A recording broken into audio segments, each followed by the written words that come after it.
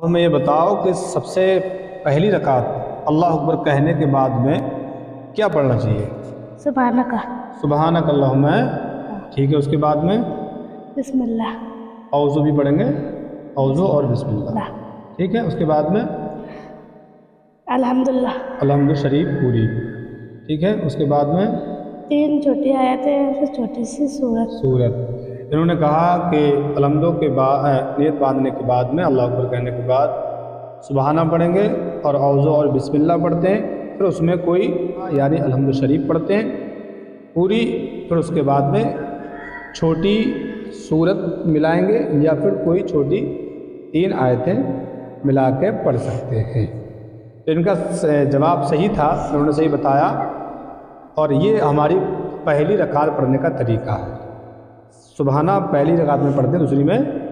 نہیں پڑھتے ہیں۔ تو اچھا، دوسری رکعت جب ہم پڑھیں گے تو آپ یہ بتاؤ کہ دوسری رکعت کو کس طرح پڑھیں گے؟ پہلے اعوذ باللہ بسم اللہ، پھر الحمد اور پھر کوئی چھوٹی سورت۔ جب دوسری رکعت پڑھتے ہیں تو پھر اعوذ باللہ نہیں پڑھتے ہیں، کیا بسم اللہ الحمد شریف، یعنی الحمد جب بھی ہم پڑھیں گے الحمد کو تو بسم اللہ کے ساتھ ہی پڑھیں گے، پہلے بسم اللہ پڑھیں گے پھر الحمد پڑھیں گے، پھر اس کے بعد میں کوئی چھوٹی سورت ملائیں گے، ٹھیک ہے۔ تو سورت جب ملائیں گے تو اس میں بسم اللہ پڑھ لیں گے، وہاں پر بھی لکھی ہوتی ہے۔ تو دوسری رکعت کا پروسیس یہ ہے کہ پہلے الحمد شریف پڑھی جائے بسم اللہ کے ساتھ، پھر کوئی چھوٹی سورت بسم اللہ کے ساتھ پڑھی جائے، اور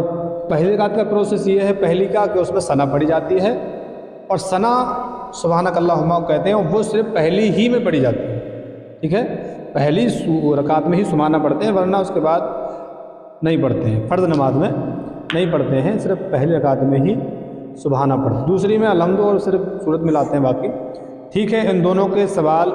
ان دونوں کے جواب جو ہے ٹھیک تھے جہاں تک، اور ہمیں امید ہے کہ آپ نے سنا، آپ بھی اس کو یاد رکھیں۔